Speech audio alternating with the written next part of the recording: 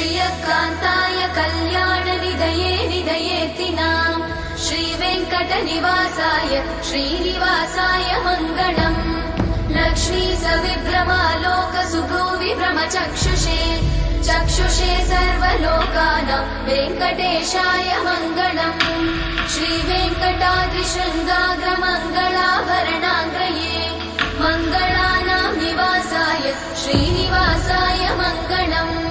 सर्वावयव सौन्दर्य सम्पदा सर्वचेतसां सदा सम्मोहनायास्तु वेङ्कटेशाय मङ्गलम् नित्याय निरवध्याय सत्यानन्दचिदात्मने